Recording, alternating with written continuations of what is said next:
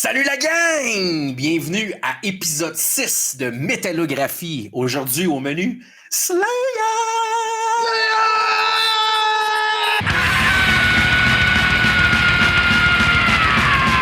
Dominique, t'as-tu aimé ça? Réécouter la discographie de Slayer. Ça a été un plaisir. Des fois moins, dépendamment de l'album qu'on parle, mais dans l'ensemble, un band très consistant. Folle carrière. Toi, Phil? Slayer, c'est mon groupe de métal préféré de tous les temps. Fait que pour moi, ça a été très facile de réécouter la discographie, très agréable. Et j'ai très hâte d'en parler avec toi, Dom. Je suis vraiment curieux de savoir c'est quoi tes meilleurs albums. Personnellement, j'ai entendu ça la première fois. Shout out à Philippe Paquette, bassiste de Nailed et Uriel. C'était le frère de mon chum, Simon Paquette. Il jouait de la bass dans sa chambre en haut, puis il jouait de la musique bizarre de Sauvage. Puis étant jeune, j'ai été émerveillé par ça quand j'ai entendu ça à 10 ans. Fait que c'est là que j'ai embarqué sur Slayer. Puis après ça, avec les années, j'ai découvert de plus en plus.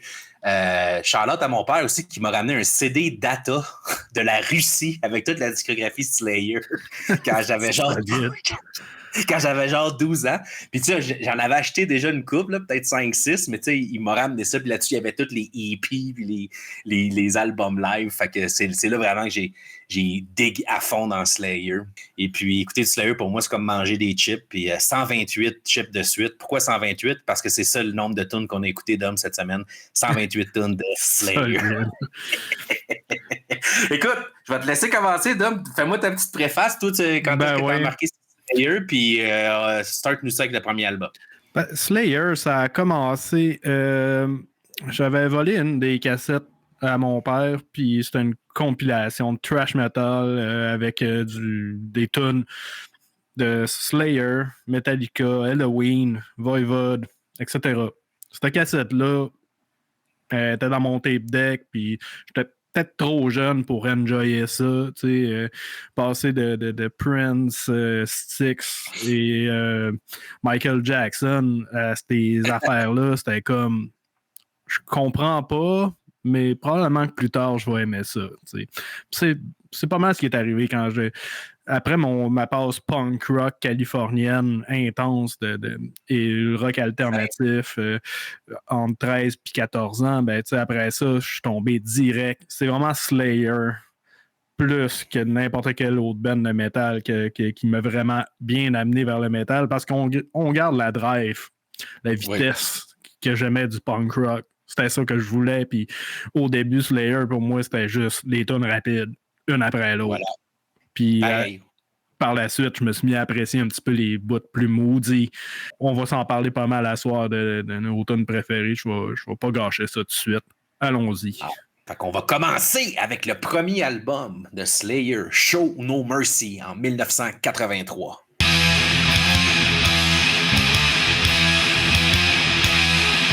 Commençons avec le début, en 1983, avec Show No Mercy, l'album enregistré avec très peu de moyens, technique de recording très douteuse, surtout au niveau du drum, que les cymbales ont été tapées à part du reste. Oh wow! Puis apparemment qu'il n'y a pas de double pédale là-dessus.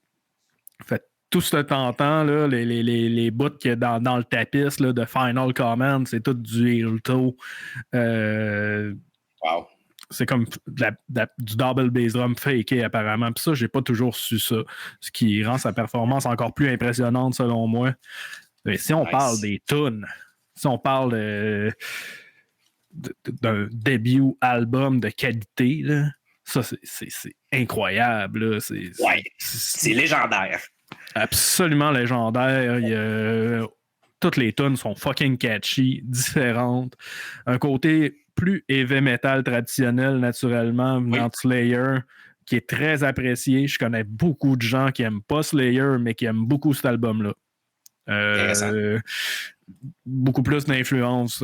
Judas Priest, Maiden, Merciful Fate. Un satanisme présent, mais un petit peu plus humoristique, rigolo, comme le présente la pochette. Là, c'est pas nécessairement épeurant comme ce qu'on va voir par la suite, mais néanmoins, quel style d'album. Puis oui, ça sonne pas la tonne à tous les niveaux. Je trouve que les guitares sonnent très bien, mais pour ce qui est du drum, c'est une autre histoire. Mais c'est ça, c'est juste des hits après des hits. Puis juste savoir que Tom Araya ne connaissait pas le métal avant de rentrer dans Slayer l'année d'avant, wow. C'est complètement incroyable.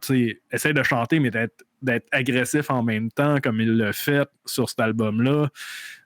Raw Dog de même, là, c'est comme dude, c'est Evil as no boundaries, c'est son esti de high pitch. C'est pas mal ça, j'ai à dire, man. Les solos sont très mélodiques, sont pas parfaits, mais sont charmants, mémorables. C'est tout l'écho dans le vocal de Araya, dans Black Magic. Puis la première moitié de Metal Storm / Face de Slayer, qui est un de mes bouts de heavy metal préférés ever. Les gars, ils avaient les riffs. Ça, c'est kick-ass stuff. Vas-y, mon Phil, parle-moi. Ben, on dock là-dessus. Écoute, ça débarque en fucking Dieu. Comme tu dis, un album génial et déjà des supra-classiques tels que The Antichrist, Die by the Sword, Black Magic. Line-up classique en partant. Évidemment, tu as mentionné Tom Araya, Jeff Hanneman, Rest in Peace, Kerry King, Dave Lombardo au drum. Comme on dit, c'est un style qui mélange le punk, le thrash, un peu de black aussi, parce que les thèmes sont comme plus badass que jamais pour le thrash. Très proto-black metal, proto-death metal aussi. Exact. Puis tu disais que toi-même, t'as embarqué sur Slayer suite en écoutant du punk. Moi, c'est la même chose. J'ai écouté Green Day, Blink-182, puis là, à un moment donné, je suis tombé sur Slayer. Puis même eux, ils viennent du punk, Slayer, tu sais, puis du black metal. Fait que ça paraît dans leur album. La pochette satanique, tout le kit, Satan qui rock out avec son cock-out. Fait que c'est un son thrash, mais plus occulte, évidemment. Les vocales de rue de Tom Araya qui sont garochés, mais avec du haut perché ici et là, comme tu dis si bien. Puis ben du reverb. Du reverb. Ceux qui n'aiment pas Araya, là, regarde, on va shout-out Yolin puis Guy Norté de Manta Sprott. Je vous aime comme des frères, mais c'est l'affirmation la plus anti-docking ever. Parce que moi, j'adore Tom Araya. J'allais dire, c'est un hot take. De pas aimer Araya en général. C'est selon moi un des meilleurs crieurs à la planète. Je suis bien d'accord avec toi. Il est fait pour ça. Puis, il est fait pour ça, il vient de ça, il l'a créé, puis il l'a fait jusqu'à la fin de la discographie. L'album, c'est le festival du riff, et bien sûr, le king des Kerry King Leads, lui-même en personne. Like It or Not, rendu là, c'est une particularité indissociable à Slayer. Les solos à la Kerry King, ben oui. Là-dessus, je vais reprendre bien du monde. Tout le monde parle des solos de Kerry King, mais Jeff, il était pas si bon que ça non plus. Puis, honnêtement, il y a beaucoup de bouts dans la carrière de Slayer que Kerry King s'est donné la peine. Beaucoup plus on point, puis pour ça, je l'apprécie beaucoup. Fin de la parenthèse. Mais je suis d'accord avec toi, puis ça va dépendre des albums aussi. Je pense qu'en général, Jeff Hanneman, il était plus gamique, là, il suivait plus ses runs, tandis que Kerry King était plus... On fait du barda, comme tu as si bien dit dans une autre de nos émissions. La prod, pour le temps, moi, je trouve qu'elle tient encore. Écoute, c'est un album légendaire d'un band légendaire. Malgré qu'il y a quand même une couple de tunes que je trouve plus mid, les bangers montent la note en crise pour moi. Puis moi, la manière que j'analyse, évidemment, je note chaque tune, puis je tiens à dire que dans la discographie de Slayer, j'ai 15 tunes qui sont des 10 sur 10. 15 tunes, que pour moi, c'est des tunes parfaites de métal. Et puis, sur cet album-là, il y en a 3. Et je les ai nommés en débutant ma review. The Antichrist, Die by the Sword, puis Black Magic, pour moi, c'est dans le top des meilleurs tunes de métal fucking ever. That's it. Ma liste est un peu différente. Par contre, on dock décidément sur The Antichrist. Je vais en nommer deux autres. Metal Storm / Face the Slayer. Puis en troisième position, The Final Command. Excellent, excellent. J'aime bien moi aussi Fight Till Death puis Show No Mercy. Man, c'est un album qui part bien le bal. Sans plus tarder, tu mets ça où, toi? Sur 12 et même sur 13, on a décidé d'inclure un album bonus. Donc, sur 13 albums de Slayer, tu mets ça où? 3. Troisième! Oh shit! Troisième? C'est-tu trop cool. bas ou trop haut? Toi, tu mets où? Je trouve ça très... Je l'adore, puis c'est fou le numéro que je vais te dire. Tu vas dire c'est tellement loin, mais c'est parce que j'aime tellement Slayer. Pour moi, c'est 8e, mais c'est quand même meilleur. Ouais. Même si je me sens en 8, là, j'aime probablement cet album-là mieux que 90% des autres albums métal. C'est l'album le plus différent de toute la discographie, je trouve. Ouais. Et on poursuit. Avec Hell Awaits en 1985.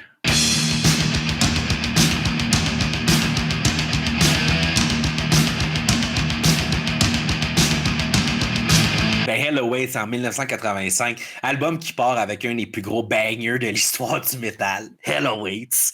Un intro plus que louche pour 1985. On est loin des hairbands, on fait peur, puis on aime ça.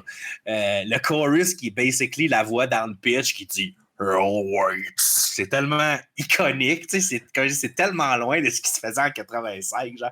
J'imagine les airbands qui se disaient, man, ok, eux, c'est des vrais fucking badass, là. Eux, c'est plus fuck le make-up, là. Eux sont chez Satan, là. At Dawn They Sleep, Callis, qui est le premier, qui est un autre 10 sur 10 dans mon livre à moi. Quelle tune géniale, j'ai toujours adoré At Dawn They Sleep.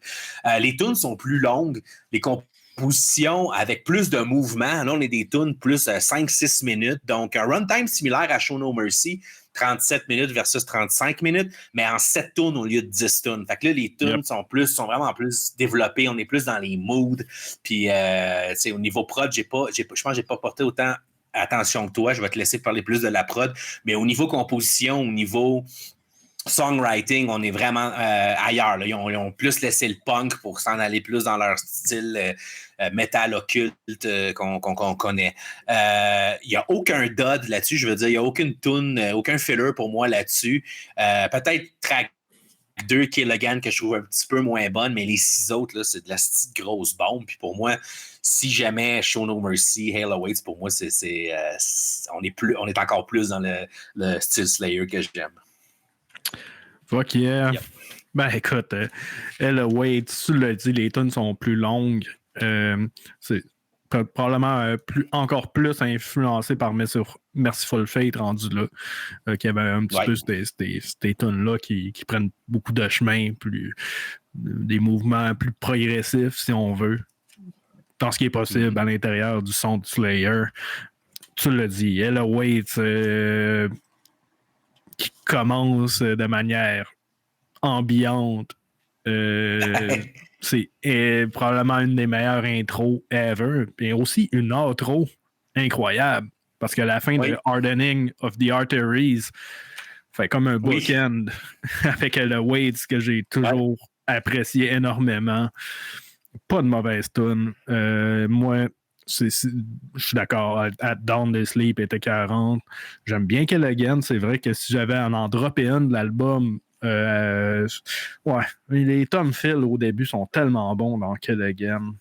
Praise of Death est une de mes tonnes préférées là-dessus. Nécrophiliaque. Oui, aussi. Du classique. Praise of aussi.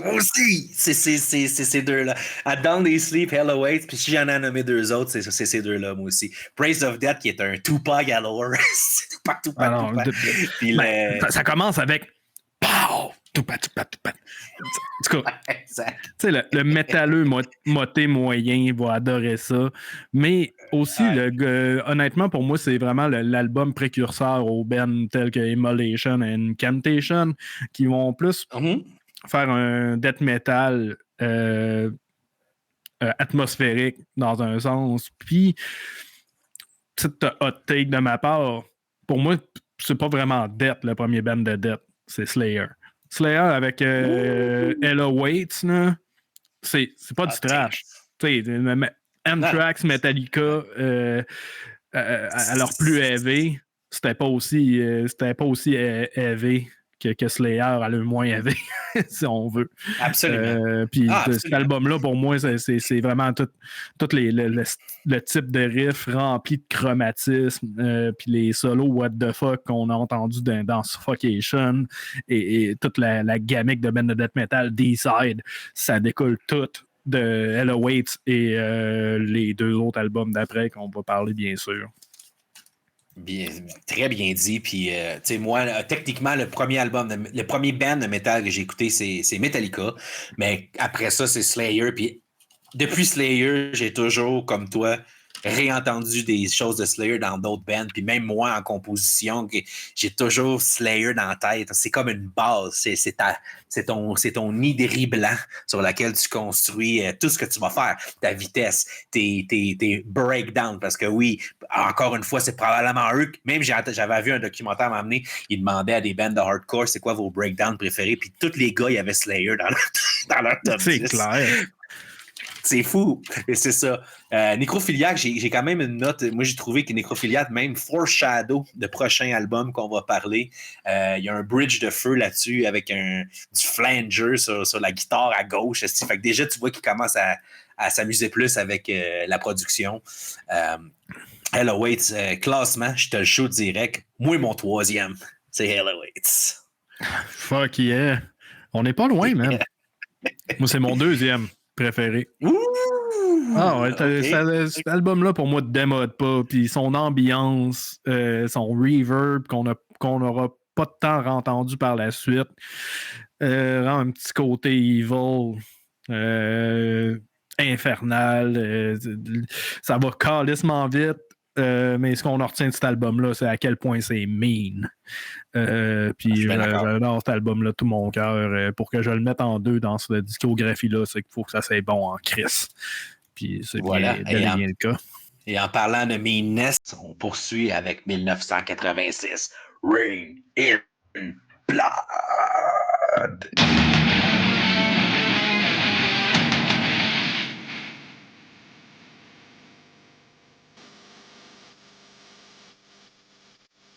All right. Rain in Blood en 86. Un album légendaire. En fait, le premier album de métal extrême qui sonne bien, pour de vrai. Une fantastique idée du producer Ricky Rubin qui disait que pour faire de la musique rapide de même, ça te prenait des sons plus courts. Okay. Pour que ça fasse du sens musicalement. Vu que la musique est rapide,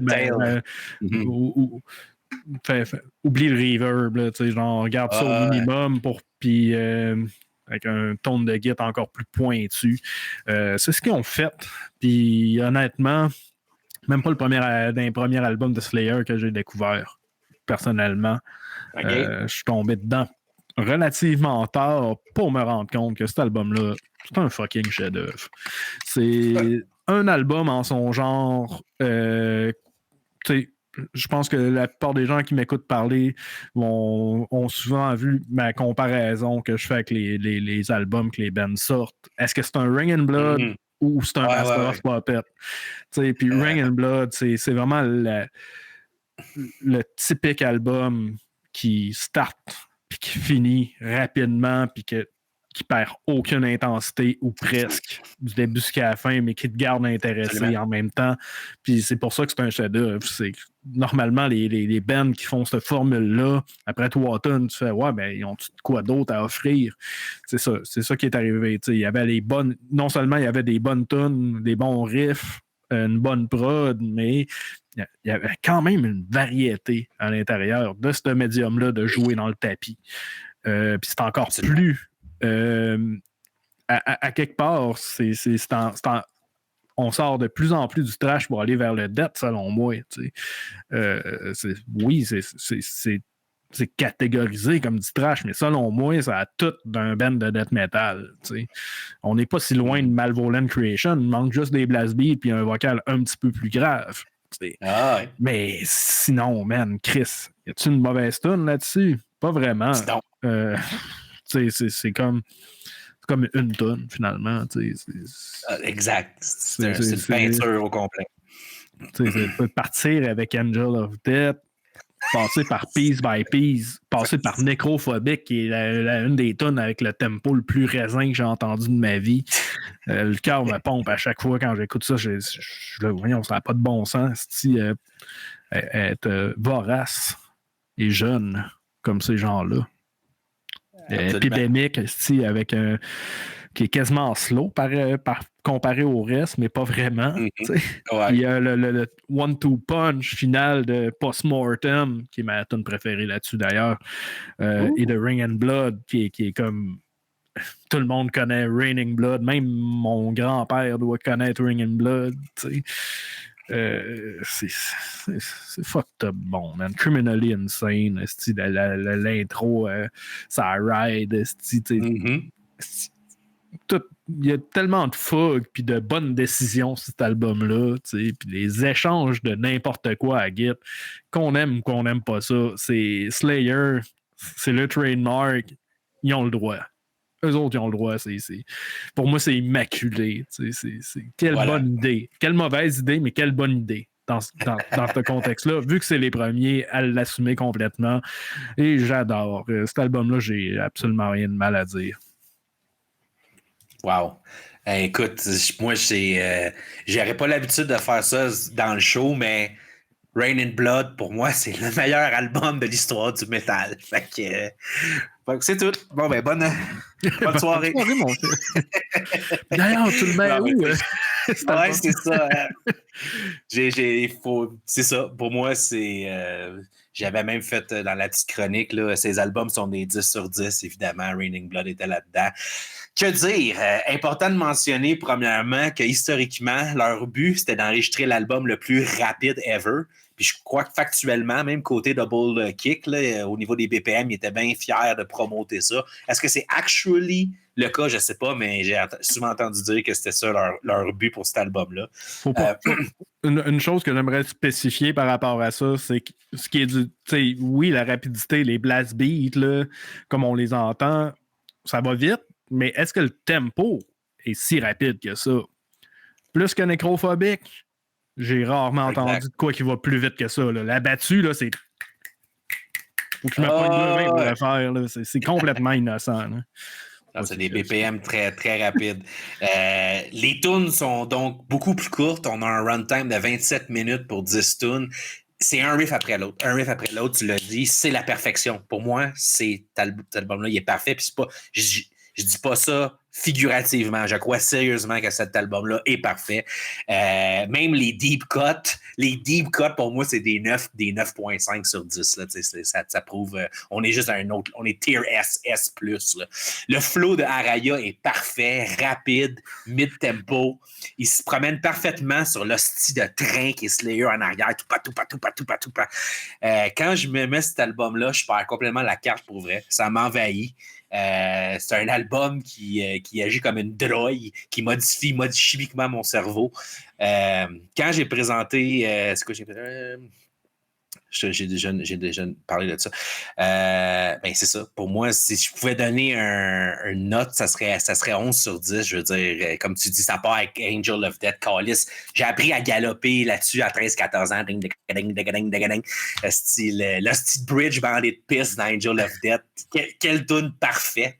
Là-dessus, j'ai 3 autres tunes parfaites. Altar of Sacrifice.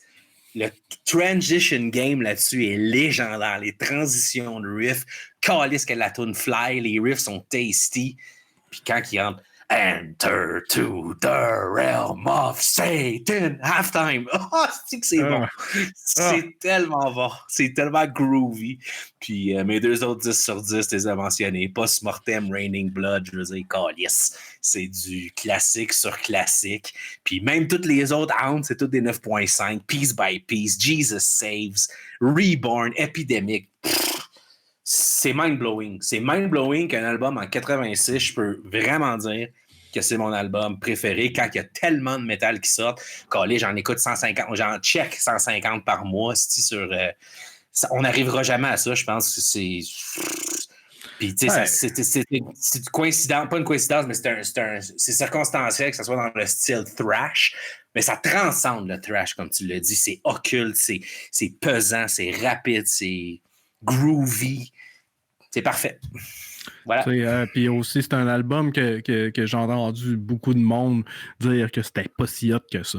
Mais c'est souvent du monde plus jeune que nous autres qui ont commencé avec des trucs justement comme Cannibal Corpse puis des sides ou des trucs encore plus flyés, Cryptopsy, mais qui reviennent à Slayer et sont c'était pas si spécial que ça, dude. On revient en 86, man. Écoute ce qui s'est passé avant. Puis tu te rends compte que genre ça a changé la game du métal forever. Puis je pense que les bands sont toutes mis à chaser ce son-là. Puis cette attitude-là envers le métal. Slayer ont tout ôté le côté cringe puis fantaisiste du métal pour faire de quoi de complètement sérieux. Exact, puis de macho, de party, whisky, cocaine, puis des boules, genre Motley Crue, ils ont tous laissé ça. Nous autres, on parle de tueurs en série, puis de satanique. C'est quoi? C'était intense. Parlait des camps de concentration là, dans la Deuxième Guerre mondiale. Ils ont été accusés d'être des nazis, des néo-nazis, ce qui n'était pas le cas. Mais Slayer, c'est ça. C'était nous faire vivre des émotions fortes. Par le biais de leur musique. J'imagine que toi, tu le mets en première position, ça a l'air. Man, juste pour refaire un recoudre mon histoire métal par ça. Le premier album de Slayer que j'ai acheté parce que j'étais allé dans un magasin de CD usagés, c'était Undisputed Attitude, qu'on va parler tantôt, qui est en fin de compte un album de cover que j'ai appris genre 10 ans après, je savais pas. Fait que quand j'ai acheté mon premier album de Slayer à 10 ans, j'ai aimé ça, mais quand j'ai acheté le VHS, pardon, le DVD, le VHS de Slayer, puis que la première tune sur Live Intrusion, c'est Raining Blood, ça a changé ma vie au niveau musical, au niveau d'être un guitariste. J'en mangeais. Angel of Death puis Raining Blood, ces deux tunes-là ont été centrales pour mon développement, puis c'est là-dessus que j'ai comme tout appris. Mon premier 10 ans de jouer de la guitare là, en métal, j'ai tout appris ça de Slayer quasiment. Puis encore aujourd'hui, quand j'écoute ces tunes-là, je suis comme. Je me dis, on n'écrira jamais des aussi bons riffs. Ça pour dire que pour moi, c'est ça. C'est le premier. C'est le meilleur album. C'est mon meilleur album de métal de tous les temps. C'est du génie. Okay. Même la pochette, j'adore même la pochette, évidemment. Folle raide. Moi, je suis peut-être un petit peu moins enthousiaste que toi, dans le sens que il y a des albums que j'aime plus personnellement, mais c'est le plus important de Slayer, puis c'est objectivement un incontournable. Et un 10 sur 10. Mais je le mets en 4e, personnellement. T'as le doigt. C'est très élevé. C'est sûr. Ce qui nous amène en 88 avec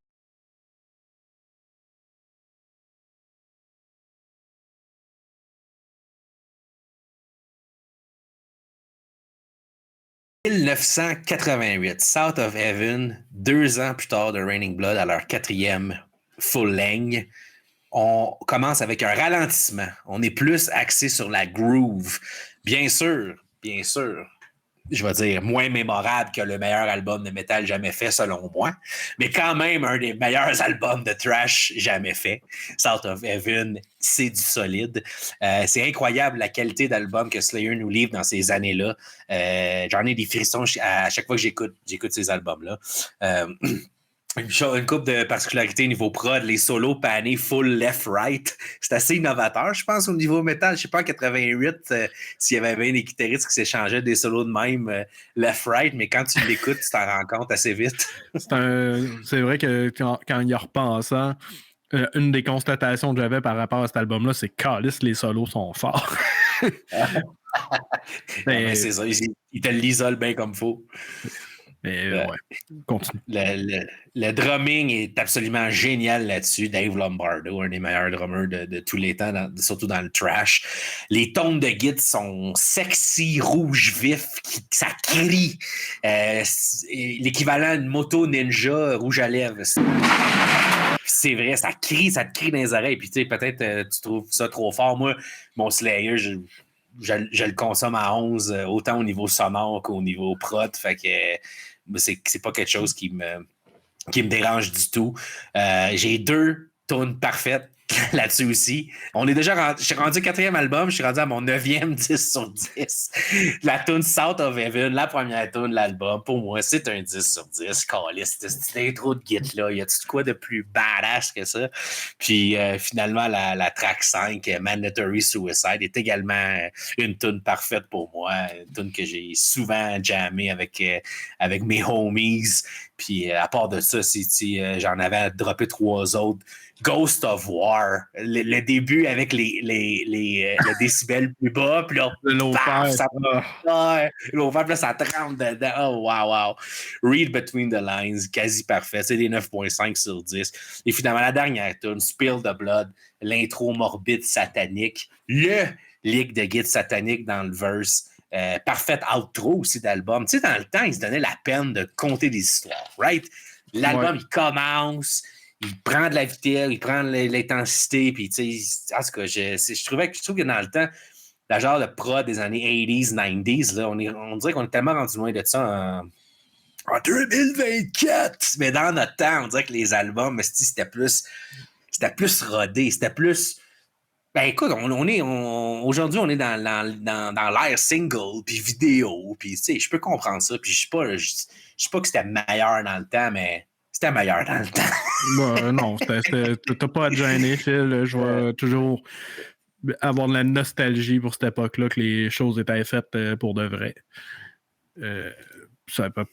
On en regarde toutes les deux de la musique, puis on sait c'est quoi éditer les tracks. C'est très facile. Tu fais ça à la maison.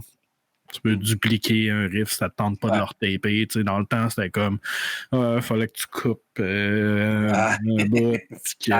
C'était compliqué. Je dis pas qu'il n'y avait pas le truc de prod, mais c'est ça, on est ailleurs. Non, en ce qui me concerne, South of Heaven, c'est un calice de bon album. Souvent, justement, comme tu l'as décrit, un album plus langoureux. Je trouve que c'est plus, je pense, plus que le monde le perçoive de même, surtout parce que ça ouvre avec South of Heaven, qui est décidément plus une tonne langoureuse. Néanmoins, c'est une des meilleures tonnes de Slayer. Tout le monde connaît cette tonne-là. Ils viennent de se réunir pour faire 2-3 shows dans des festivals, puis ils ouvrent le show encore avec cette tonne-là. Tom Araya est encore en gros feu. Il y a quoi, 65 ans le dos de Steve, il crie encore comme s'il n'avait 20. Là. Je trouve ça insane. Écoute, c'est le gros classique. Silent Scream, c'est le gros bass drum de Lombardo, vraiment upfront. J'adore.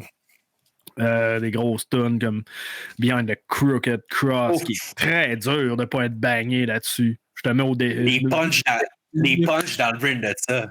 Les punchs avec... Puis versus Ella Waits ainsi que Rain and Blood, je trouve que le vocal est plus mélodique un peu par bout. On récupère un petit peu de Show No Mercy si on veut cet album-là mélangé avec Ella Waits puis Ring and Blood. C'est vraiment une belle symbiose de... Symbiose, c'est peut-être pas le terme, mais anyway... je cherchais pas mon terme. Synthèse, merci. Fuck yeah. Cet album-là, c'est une synthèse de ce qu'on a entendu jusqu'à date. T'as du slow, heavy metal stuff mélangé avec du really fast stuff. Silent Scream, Ghost of War, t'en as parlé tantôt. Fuck yeah. Mandatory Suicide, un autre headbanger assuré. Puis Read Behind the Lies. Pour moi, mon gros dud, c'est le cover de Judas Priest, de Silent Aggressor. C'est pas mauvais, c'est juste je trouve que ça gâche un peu le flow de l'album. Ça sonne un peu rigolo puis out of place. Je l'aurais mis comme bonus track à la place dans plein milieu de l'album. Mais tout ça est très bien rattrapé avec une de leurs meilleures tonnes ever. Pour moi, Spill the Blood, ce riff-là, à la fois très Slayer-esque, mais aussi un long riff pour Slayer. On parle de plus qu'une mesure. C'est très, très sophistiqué. Puis, faut trouver des défauts. Je trouve que la prod est un peu moins charmante. Je trouve que justement, les solos sont panés, sont trop forts. Le vocal est un peu... Un petit peu soft comparé à ce qu'on était habitué. Puis le drum, des fois, est un petit peu trop overbearing. OK. Puis les gits sont un peu plus... C'est encore Slayer, c'est encore super agressif, mais je sais pas, ça, comparé à ce qu'on a eu avant puis ce qu'on va avoir après, je trouve que il y a un petit quoi qui manque pour vraiment mettre ça au top, mais néanmoins, j'ai rien d'autre à dire. C'est un chef-d'œuvre aussi. Fait que tu le mets où? Moi, je le mets en 5, juste après Ring and Blood. On est dans les meilleurs. Depuis tantôt, on se promène dans le top 5. Moi, c'est numéro 2. Pour moi, pour moi, c'est la suite de Raining Blood.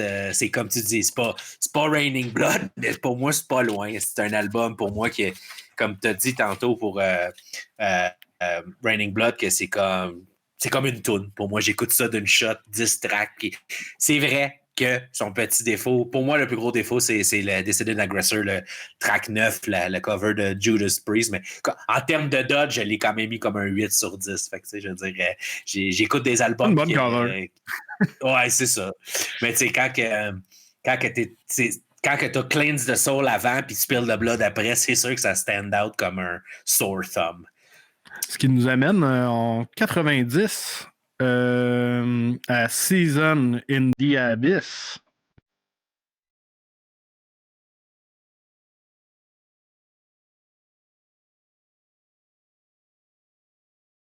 War Ensemble en partant, tabarnak. Quinte, oui. Ça te part-tu un album, ça? Je pense que oui. C'est quoi j'ai marqué ici? Ça, c'est quand j'étais en train d'écouter. Je suis à jeun à 11h du matin dans ma chambre d'hôtel, puis je fais les mêmes moves que quand je suis dans le pit après 12 bières. Ça en dit long. Mais c'est vraiment ça. Slayer, c'est une drogue musicale. Seasons in the Abyss, à noter que beaucoup de monde le considère comme le meilleur album de Slayer. Alors, Dominique, t'es-tu un de ces sacripants-là? Tant qu'à moi, tu peux juste jamais battre Raining Blood, mais je vais cherish tout l'amour que le monde va lancer à Slayer. Malgré que l'album part en hostie de bombe, Slayer poursuit avec des mid-tempo plus chuggy.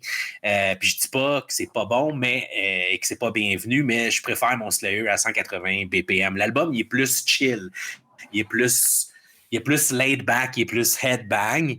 J'ai toujours vu, moi, personnellement, comme un album de transition du vieux Slayer au Slayer plus moderne air. Le prochain album, Divine Intervention. Si jamais vous voulez vous situer tout de suite. En termes de Slayer qui groove, personnellement, je trouve que le meilleur est à venir, mais c'est un autre hostie classique, comme vous allez en voir de mon classement tantôt. Ça n'a jamais été un go-to pour moi, mais ça reste un des meilleurs albums de thrash ever. Si je back un peu mon excitation, c'est juste parce que je sais qu'il y a tellement de monde qui le mettent tellement haut. Moi, personnellement, c'est comme South of Heaven, Hell Awaits, Show No Mercy même.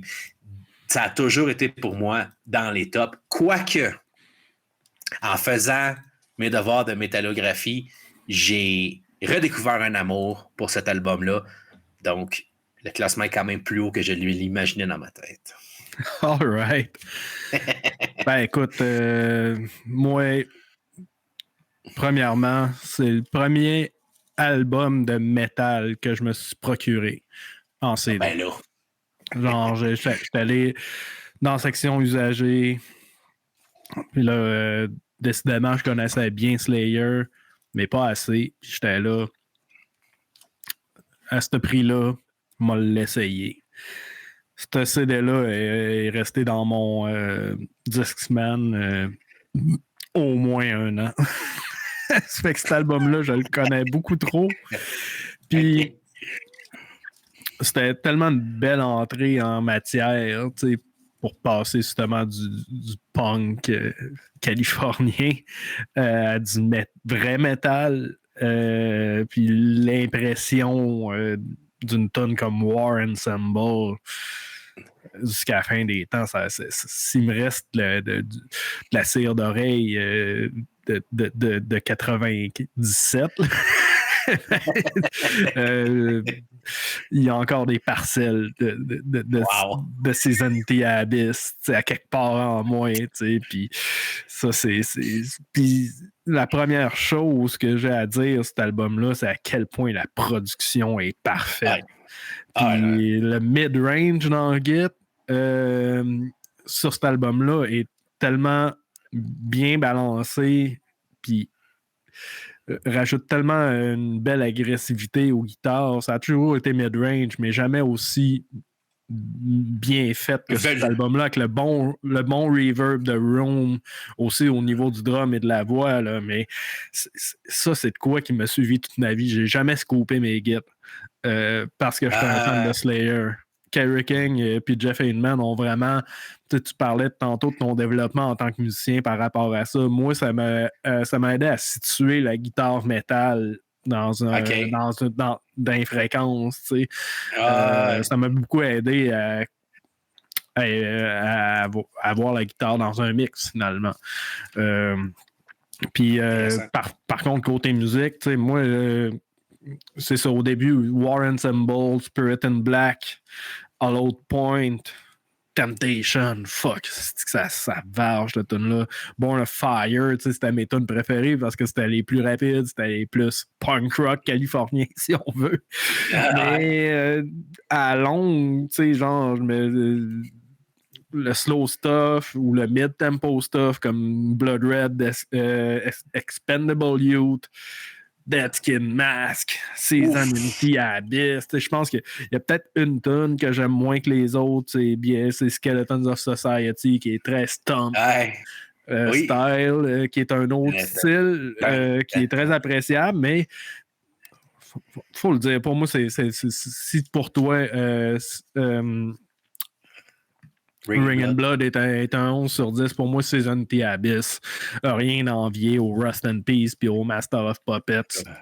C'est vraiment l'album, un des albums de métal les mieux balancés. Les leads. Kerry King a réappris sa théorie pendant le temps. Il voulait peut-être plus se mesurer à Dave Mustaine et compagnie, puis je trouve qu'il a très bien réussi. Jeff Hanneman a continué à être moron, ce qui a fait une belle balance dans tout ça.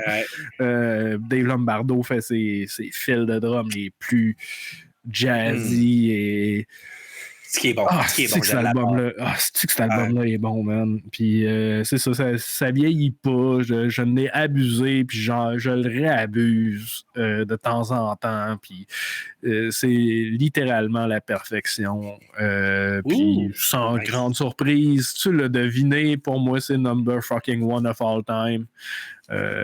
Puis... pas de si loin que ça. Hein. On s'entend que les albums que j'ai mentionnés dans le top ont toute une place aussi. Slayer, c'est God tier. Voilà. Écoute, moi, j'ai tellement des tunes fortes là-dessus que ça augmente la tonne dans le tabarnak. War Ensemble, qui est mon 11e 10 sur 10. Et puis la dernière track, Season in the Abyss, qui est également un 10 sur 10. Puis t'as Dead Skin Mask, que je le mets comme un 9.5 sur 10.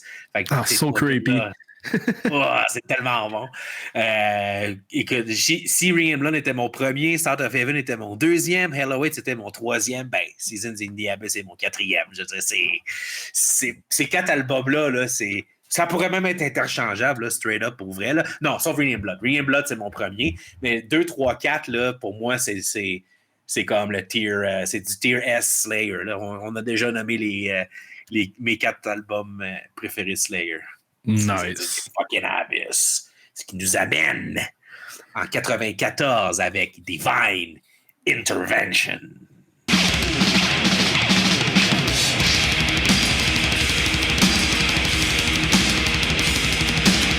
All right. Divine Intervention. Un hostie d'album encore. Underrated, si je peux me permettre. Mais ça. Donc, permets-toi. Je pense que certaines critiques le trouvent un petit peu trop. Je sais pas si c'est pas la critique. Quel nom long de mauvaise à propos de cet album-là. Je sais que oui, la prod est un petit peu comme ci, comme ça, vu qu'ils ont utilisé pas moins de 3 studios pour recorder cet album-là. Ça fait que des fois, le drum d'une tonne à l'autre, ça sonne pas exactement consistant. Puis des fois, il y a des tomes qui clippent, comme dans Killing Field, c'est pas exactement très clair des fois, mais néanmoins, c'est l'album le plus... Je parlais de comment je considérais Slayer comme étant du death metal. Cet album-là est probablement leur album le plus death metal dans la gang. Il est très dark, il est très inquiétant par bout, mais plus souvent qu'autrement, c'est l'album le plus brutal depuis Ring and Blood. Et là, loin. Puis c'est le premier album avec le légendaire Paul Bostaph. Remplacer Lombardo. Tout aussi bon. Il est aussi bon, il est différent. Il est plus technical. Il est moins. Sa façon de jouer est plus mécanique, mais pas moins. Il est moins viscéral. Il est moins animal. Il est plus tech. Puis justement, on parlait de comment War Ensemble laisse une impression. Killing Fields aussi, la chop de drum au début. Puis à la fin. Puis à la fin. Oui, puis aussi l'espèce de punch de git en pick scrape qui imite cette intro de drum-là juste après, là, c'est un moment de génie. Bon, moi, là, c'est pas un moment de génie comme faire un sidestep dans une tonne de jazz fusion, mais c'est juste de quoi de brillant et opportuniste. Parlant de sidestep dans une tonne de jazz fusion, je pense que le riff des verses de Killing Fields est le riff le plus tech, le plus hot time de Slayer. Hey, je me souviens que j'étais jeune, puis j'avais de la misère à le compter, puis j'étais fasciné, puis j'étais comme, c'est où la groove, tu sais, où le 1, tu sais, j'étais comme, mais avec le temps, évidemment, je connais par cœur le riff, mais tu sais, c'était comme c'est la première tune, dans le métal, je me suis entendu, je me suis dit, hey, ça, c'est pas comme standard, là, tu sais. Fait que, non, décidément pas. Cet album-là n'a rien de standard. En plus qu'on est en plein milieu des années 90, que le métal est kind of sucks, à part les Pantera puis les Machine Head, Fear Factory, Slayer, c'est où qui se place là-dedans? Très bien. En fait, on compare ça à Anthrax, Metallica, Megadeth, qui était rendu dans le Rockland à ce moment-là. Slayer, non, Slayer reste Slayer plus que jamais. Sex Murder Heart, Fictional Reality, Ditto Head, une suite logique à Nécrophobique, qui est au Tempo. Des tonnes aussi plus lentes, mais très apprécié de ma part. Divine Intervention, 213. Pour moi, c'est deux tunes que j'écoute puis qui, à l'image de la pochette, me donne un feeling quasiment gothique, inquiétant. Quake puis Doom, à la limite, c'est l'imagerie de ces jeux vidéo-là son Linkcast, ces tunes-là, selon moi. Circle of Belief est une de mes tunes préférées de Slayer. Je sais pas pourquoi, mais il y a une drive dans cette tune-là qui en fait une des meilleures tunes. Puis, à part ça, écoute, SS3, très bon. Serenity Murder, écœurant. Mind Control, Close Main l'album. Des tunes un petit peu moins mémorables, mais pas inapréciées. Puis sur ça, je vais te laisser parler, man. Cet album-là est fucking un autre chef-d'œuvre de Slayer. Mais puis t'as comme le même segway que moi. Je commençais à dire pour les haters, pas de goût, votre arrêt est ici. Mais pour ceux qui factuellement sont capables d'esquiver les gatekeepers puis encore de reconnaître la bonne musique, la ride se poursuit. Donc, on dock ensemble là-dessus, Dom. Moi, j'adore cet album-là. Bon, comparé au back catalogue, c'est peut-être un peu moins imposant, mais boire, c'est encore au moins dans le 80e pourcentile de tous les albums metal jamais sortis, come on. Puis en fait, non, sais-tu quoi? Je mets ça dans le top parce qu'il y a 3 10 sur 10 là-dessus. Les 3 derniers, mes 3 derniers 10 sur 10 du catalogue, j'ai Killing Fields, on en a parlé, Ditto Head. What? C'est que cette tour-là. Puis la pause de drum à la fin. Oh, si vous écoutez ça, là, posez, là, allez écouter la dernière fil de drum de Ditto Head qui est de mes drum fil. Tu sais, vous faites des top 5 là, sur chez Pouilleux. Top 5 fil de drum, là, j'aurais Ditto Head dans le top. Là. Oh, c'est bon. Et puis finalement, 213. Ouf. Non, ça c'est une de mes tunes préférées de métal. Et, évidemment, comment est-ce qu'il parle d'un tueur en série, je me souviens plus exactement lequel, mais tu sais, il finit ça avec Smooth Blue, Black Lips, I start salivating as we kiss, mine forever this sweet death. Puis tu sais, painting excited with my hands around your neck.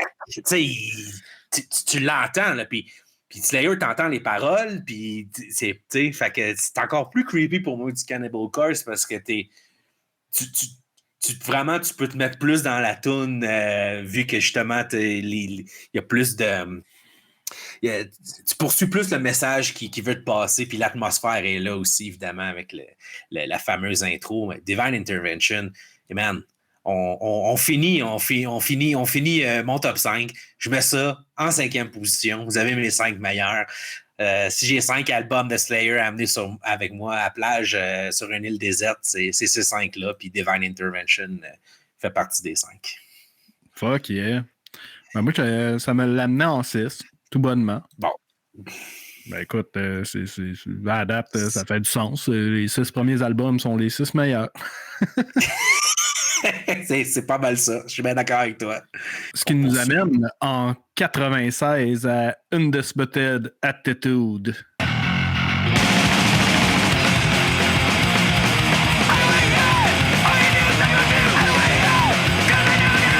« 96. Mais comme j'ai mentionné tantôt, Undisputed Attitude, qui est mon premier album de Slayer que j'ai acheté dans un magasin usagé, probablement qu'il y avait bien du monde qui l'avait acheté et qui l'a revendu tout de suite au magasin. Fait que moi, j'ai ramassé ça en pensant que ça sonnait de même du Slayer. Et j'ai appris probablement dans les 10 ans qui ont suivi que c'était des covers. Je ne savais pas ça parce qu'il n'y avait pas...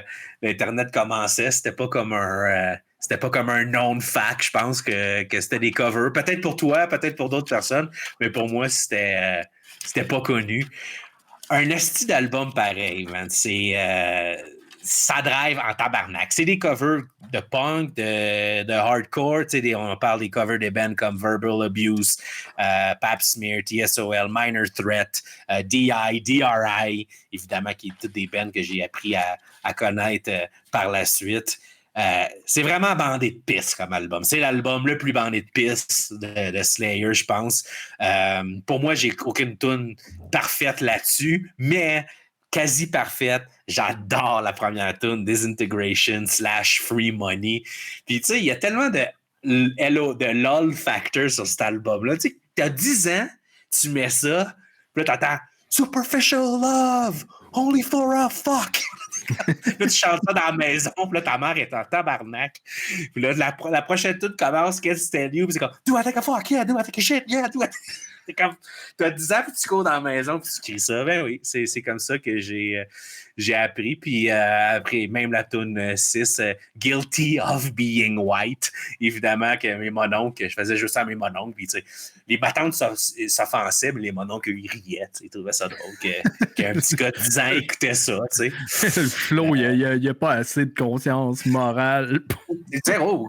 Non, mais je pensais même pas. Non, tu y penses pas. Puis... Je faisais pas le lien. Quand j'étais jeune, pour moi, c'était juste de la musique. Puis le message, l'écriture, même si je parlais anglais, mon père s'est remarié avec une Américaine quand j'avais 5 ans. Fait que j'étais déjà bilingue à 10 ans. Mais je faisais, pour moi, le métal, autant la musique, l'agression, j'ai pogné ça tout de suite. J'ai pas besoin de Cannibal Corpse qui m'explique pourquoi est-ce que Fucked with a Knife, ils veulent pas le dire sérieusement. Ben non, on aime les films d'horreur, on aime la musique extrême. Les paroles, ça vient avec. Puis c'est un album très drôle, très rigolo. Pour moi, évidemment, c'est pas Slayer. C'est pas du Slayer, sauf la tune Gemini, qui n'est pas une mauvaise tune, mais elle n'a pas rapport là, vraiment. Là. Le reste, tout des covers. C'est sûr que pour moi, c'est pas dans le top du Slayer, mais c'est un album, c'est mon premier album de Slayer. Fait que j'ai quand même un facteur nostalgie avec ça. Puis je vais toujours réécouter Disintegration, Free Money. Puis damn drunk drivers against mad mothers. Fuck yeah. Écoute, pour moi, Undisputed Attitude, souvent ranké comme le pire album de Slayer de tous les temps par ben du monde. C'est pas le cas chez moi.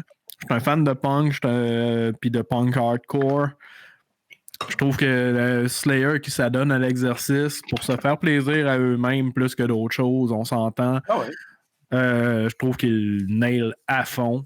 Il n'y a rien qui me fait plus plaisir que d'entendre justement des trucs comme Guilty of Being White ou Filler / I Don't Wanna Hear It. Moi, j'aime beaucoup Minor Threat. Je trouve que c'est un des bands de hardcore les plus viscérales que j'ai entendu de ma vie. Puis Slayer, le take là-dessus est flawless. Il y a beaucoup de bands que je connaissais pas puis que je connais toujours pas, mais que justement, tu l'as dit, Disintegration, Free Money de Verbal Abuse, c'est flawless pour moi dans l'exercice de mélanger Slayer puis le vieux punk trash, je veux dire le vieux punk hardcore. J'aime beaucoup Mr. Freeze, Violent Pacification, qui sont des trucs vachement punk en tant que tel.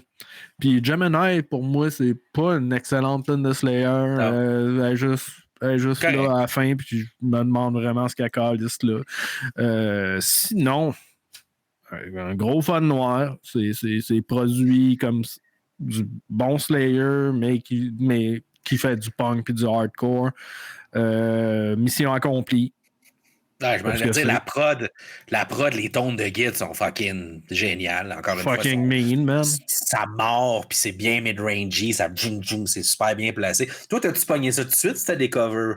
Peut-être tu l'as connu plus longtemps? Non, je l'ai compris tout de suite. Okay. C'est pas le premier. Ça doit être le 4-5e album que j'ai écouté de cette band-là, si je me fie à mes souvenirs. All right. Ben écoute, je vais dévoiler mon classement. Pour moi, comme je te dis, il y a un facteur nostalgie très, très haut. C'est le premier album de métal que j'ai acheté personnellement. Fait que, c'est quelque chose. Mais ceci dit, dans un classement de 13 albums de Slayer, pour moi, c'est 11e. Parce que c'est pas du Slayer. Mais j'en ai quand même 2 que j'aime moins que ça. All right. On n'est pas si loin que ça. Moi, je le mets en 10e position. Okay. Il y a bien des albums legit de Slayer que j'aime. J'ai moins que cet album-là. Et It Is What It Is. L'idée dans la vie, c'est pas juste d'être original ou legit. C'est de faire un bon album, le fun. Puis cet album-là, j'ai tendance à y revenir bien plus que certains albums qui ont demandé beaucoup de sueur. Du band. Fait que un 10 bien mérité. Cool. Ce qui nous amène en 99 avec 98, t'as bien raison, mon fil. Diabolus in Musica.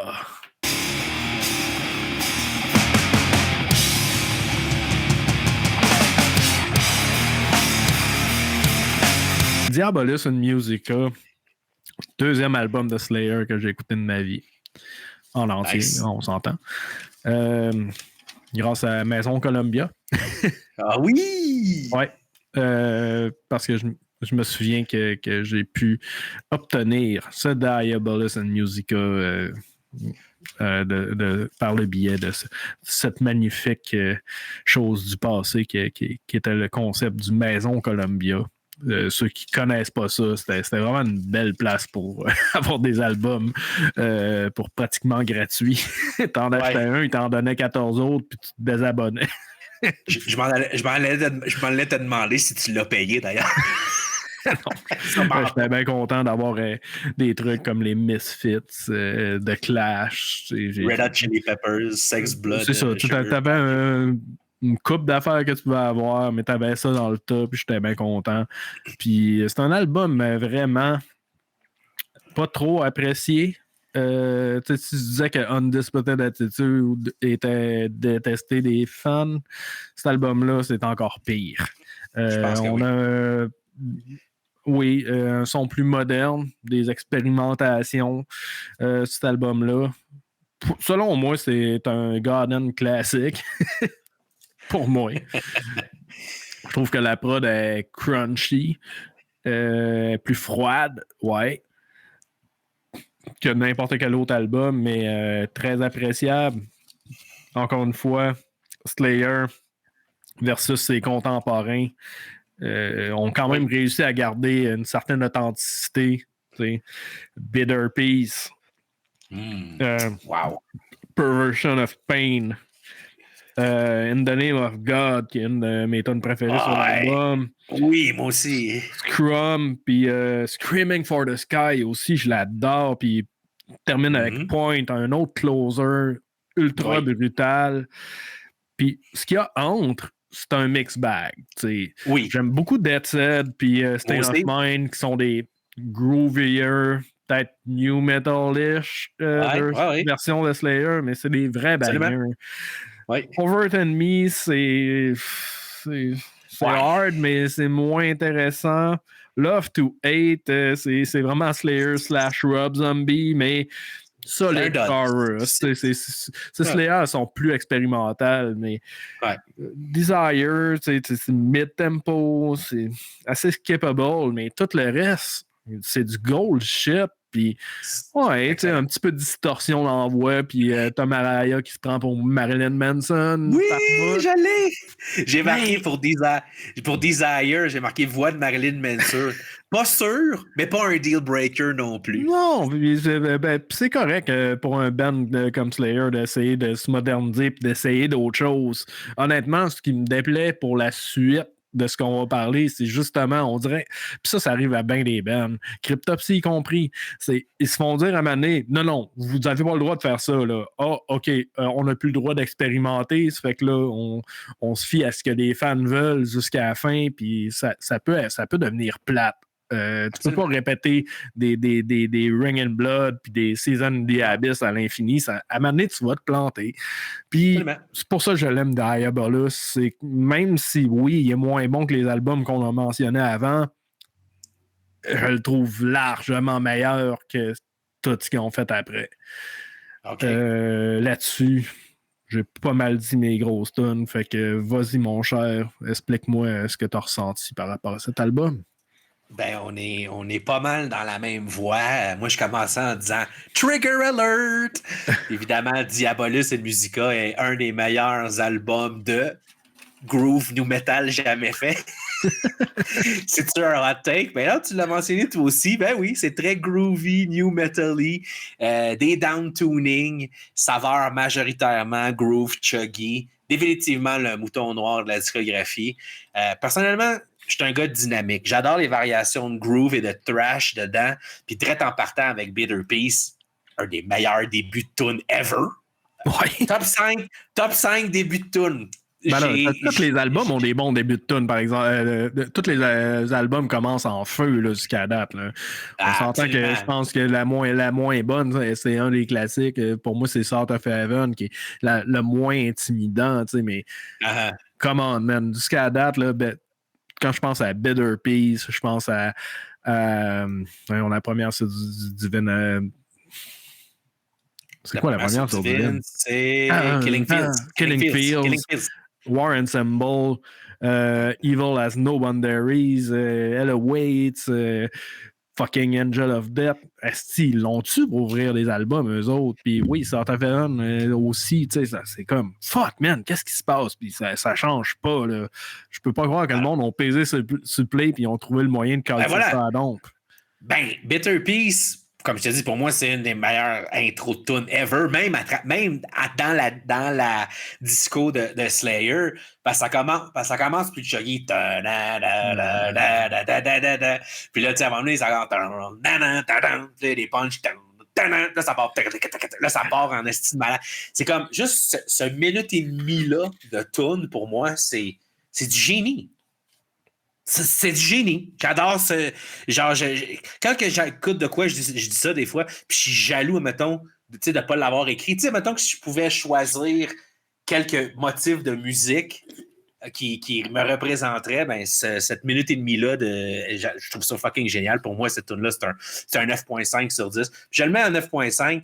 J'ai plus de 10 sur 10 parce que c'est pas non plus aussi iconique, c'est pas aussi revisitable, mais personnellement, pour moi, Bitter Peace, c'est de la petite bombe. Excusez-moi, je vais continuer. J'adore le songwriting, les riffs, les tones. Ça sonne encore frais à mes oreilles. Moi, j'ai beaucoup d'amour pour cet album-là, puis j'adore la pochette. Cette petite pochette, encore une fois, tu sais, je veux dire, en 98, j'avais quoi, 12 ans? C'était cette petite pochette-là qui a un esti de prêtre satanique. Je veux dire, pour moi, c'était l'essence. Fucking creepy. Pour moi, le logo suck, mais la pochette suck. Ah non, c'est génial. J'aime les petites dissonances, les tritons. Il expérimente. Musicalement aussi. Même le style de prod de End of the 90s qui est tellement béton. Il y a beaucoup de ear candy, des strings aux notes de la guitare. Là, les filtres de voix, les effets sur les guides. Beaucoup de prod. Là, c'est l'expérimentation at large. Comme je dis, j'ai pas 10 sur 10 là-dessus, mais j'ai 3 bons 9 sur 10 puis un 9.5. Bitter Peace, tu l'as dit. Death's Head, In the Name of God, moi aussi, puis Point. Je pense que tes 4 meilleurs, c'est mes 4 meilleurs. Fait qu'on quadruple le doc là-dessus. Est-ce que ça bat les vieux albums? Ben non. Est-ce que c'est bon pareil? Ben oui. J'ai toujours pensé avoir un petit edge pour cet album-là over Show No Mercy puis Divine Intervention même. Mais après l'analyse, je trouve que j'ai donné des meilleures notes à ces deux albums-là. Surtout, je pense, à cause qu'ils ont plus de tunes iconiques, des 10 sur 10. Comme tu l'as dit, moi aussi, je trouve que dans le milieu, il y a plus des duds, quote-unquote. C'est des excellentes tunes de métal, mais comparé au reste de Slayer, puis même aux 4 tracks qu'on vient de vraiment single out. C'est des tunes un peu moins fortes. Sur ce, moi, je le mets juste en bas de Show No Mercy. Je le mets en 9e position. Mais je suis surpris de le mettre en 9e position parce que je l'adore tellement, cet album-là, que ça fait bizarre de dire ça, mais un excellent album. Yes, moi, je le mets tout bonnement en 7e position. Voilà. Il est un Christ de bon album, man. Ce qui nous amène, Dominique, en 2001 avec God Hates Us All.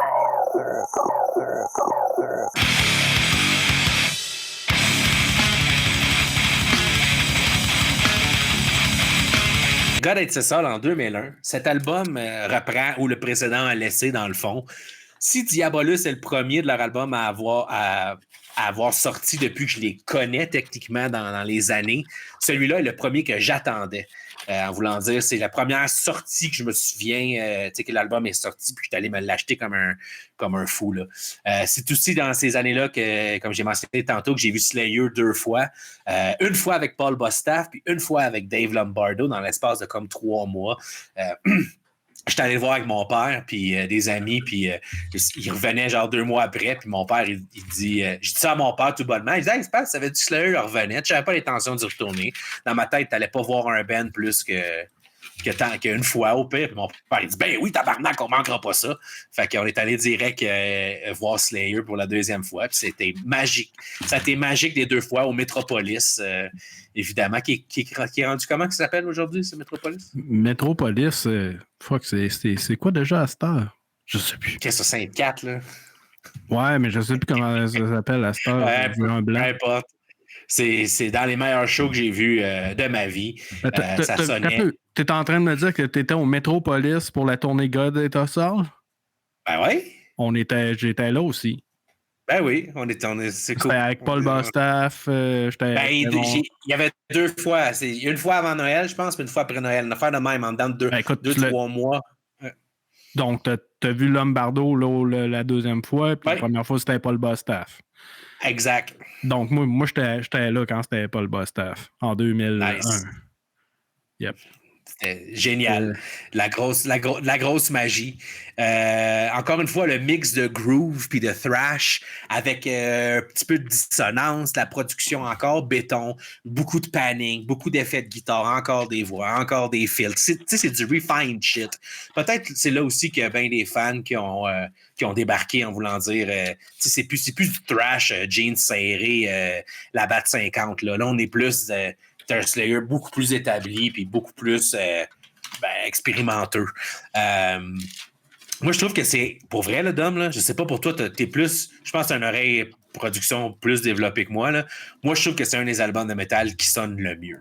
Que t'aimes la musique ou non, là, je trouve la prod de cet album-là, là, fuck. Les tones de guitare sont plus gras que jamais. Slayer qui expérimente avec des 7 cordes, why not? Les 3 premières tracks, après la track d'intro, calisse que ça met dedans. La première fois aussi qu'il y a une pochette altered pour Slayer, parce que la vraie pochette, c'était une bible, évidemment, avec du sang dedans qui sort. Fait que là, ils ont fait une pochette altered en blanc avec des croix vraiment boue, vraiment dégueulasse. C'est un nouvel ère pour Slayer. Slayer qui se fait censurer. Évidemment, il pousse aussi plus la note. Je pense que ça prenait plus en 2001 pour choquer qu'en 85. Fait que je pense qu'en 2001, avec tout le new metal, puis tout, ils essayaient de garder le edge. Puis je pense qu'ils ont réussi, fuck, man. En 2001, c'est probablement le band qui me faisait le plus peur avec Marilyn Manson, straight up. En termes de bien, ça fait une couple de fois que tu le dis aussi, en termes de bands qui viennent des 80s, qui ont passé à travers les années 2000, je peux te dire que c'est un des meilleurs à l'avoir fait, Slayer, 100%. Ouais, 100%, oui. Que je pensais aimer plus Diabolus in Musica que lui, mais en refaisant l'analyse en 2024, il finit pour moi un poil de poche en bas de Divine Intervention, donc entre les deux. Avant de dire mon classement, évidemment, je vais te laisser parler. Je vais te laisser parler, puis on parlera de tune individuelle après. All right, bonne idée. Écoute, God est a Soul, dans mon souvenir, c'est le premier album que, en tant que fan, j'attendais la sortie. Même chose pour moi. Hype, c'est ça. Puis, honnêtement, à la première écoute, j'ai pas été déçu. Parce qu'on s'entend que Darkness of Christ qui s'en va dans Disciple, une des meilleures tunes de Slayer, tu sais, j'ai même pas tu m'as demandé pour la prod, mais t'as pas à penser à la prod quand t'écoutes ça, c'est juste une tune trop bonne pour son propre bien, puis le bien de l'album, selon moi, tu sais. Parce que, selon moi, c'est ça, c'est un gros mix bag, tu sais. La prod, oui, ils ont gagné un petit peu en bass, puis en profondeur générale, tu sais, versus Diabolus, qui était très sec. Et brutal comme son et froid, tu sais. Ça, c'est un peu ça, mais plus au goût du jour, plus mat pour les oreilles. C'est le début du Darkness War, mais c'est pas encore ultra trop gossant, tu sais, comme les albums par après. J'ai des gros hits puis des gros duds pour moi. Tu sais, Guts and Death, c'est pas pire, selon moi. New Fate, c'est une des très bonnes tunes sur l'album. Cast Down, là, je commence à cringe. Threshold, ouf. Là, ça commence à être du Limp Bizkit Slayer, trop à mon goût. C'est vraiment une vraie skippable, selon moi. Exile, plus rapide, mais inintéressante. Seven Faces, c'est Slayer qui fait son creepy stuff, mais moins bien qu'avant. J'aime bien Bloodline, c'est une tonne slow, mais iconique et très facile à se rappeler. Defiance, j'ai marqué, mais un vrai mais. Warzone, c'est brutal, mais c'est sans intérêt encore une fois. Here Comes the Pain, musique de lutte. Hardcore. Puis Payback, qui est un esti de closer de fou. Qui nous ramène au bon Slayer comme on l'aime. Une tonne rapide, puis avec un flow de vocal, puis des paroles venimeuses. Tout ça, c'est ça. C'est vraiment mon premier mix bag, la discographie. Il y a du gros bon stock, puis du stock vraiment. Le pire stock de Slayer, selon moi, cet album-là, ce qui représente, vous allez voir dans ma note, c'est vraiment le début de la fin pour moi. Ben, on dock sur les tunes individuelles, définitivement. Disciple, pour moi, c'est un 9.5 sur 10. Comment tu veux pas triper quand le sing-along du chorus, c'est « God, it's a soul! God, je veux dire, c'est légendaire là, dans un show pour crier ça, tu sais. God Send Death, fucking brillant aussi comme composition. Gros bridge avec le wah puis le low filter left-right, là, tu sais, c'est comme... C'est la première fois que Slayer gossait autant avec la prod, mais je trouve ça super cool. Puis New Fate, Encore une fois. I keep the Bible in a pool of blood so that none of it lies can affect me. Affect me, ouais. Anyway, you know what I mean. Hein? C'est vraiment un gros fucking... c'est un banger que je sais pas à quel point tout le monde tripe cette tune-là, mais moi, personnellement, wow! C'est de la... Mais comme tu as dit, après, tu sais, l'album commence, Darkness of Christ, c'est juste un intro ambiante. Après ça, tu as les 3 tunes-là, Disciple, Guts and then New Faith, c'est de la bombe. Puis après ça, moi aussi, c'est du mix bag. J'aime le groove dans Exile. Bloodline est une excellente tune. Puis après ça, à part de ça, je veux dire, Payback, Here Comes the Pain, métal de lutte. Ouais, oui, c'est bon, mais c'est sûr que ça va. Mais pour moi, on va passer au classement. Pour moi, en 2024, je pense que j'ai quand même une appréciation assez haute pour ça. Comme j'avais dit, je pensais que pour moi, c'était moins bon que Diabolus et Musica. Je me surprends à le mettre en 7e. Comme je te dis, je pense que les tunes que j'aime pas, je les aime tellement pas que ouais, tu sais, je vois moins d'intérêt pour l'album, mais les tunes que j'aime, je les aime tellement que oui, je vais revenir à cet album-là avant bien d'autres. Néanmoins, je le mets en 8e position. Puis, on est encore des mêmes. Pour moi, c'est le dernier bon shit que Slayer a releasé. For real. All right. Ce qui nous amène au 3e chapitre de Slayer. Si on avait le vieux Slayer, premier chapitre, on avait le 2e chapitre, le Slayer Expérimentation nu metal. Là, on est rendu dans les derniers albums de Slayer. Christ Illusion en 2006.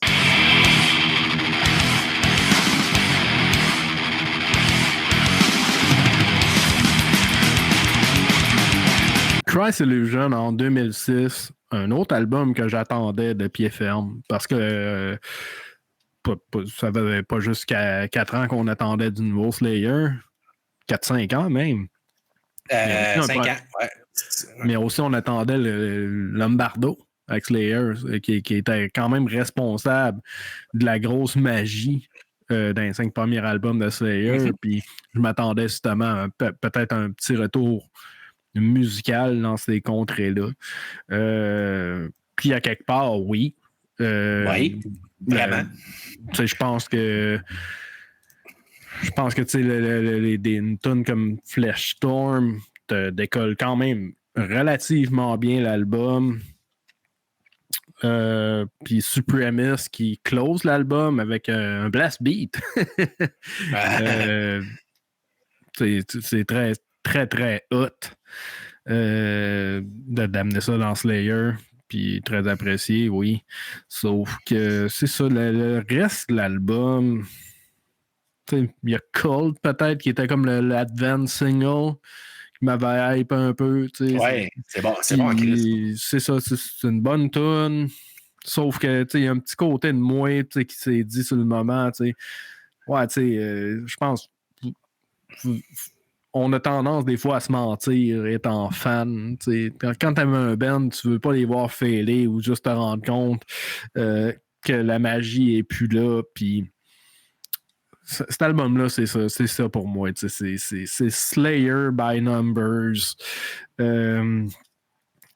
T'as des petites expérimentations, comme dans Jayad, l'intro avec un genre de trémolo ou un genre de gate. Là, je sais pas comment ils font ça, mais qui m'amène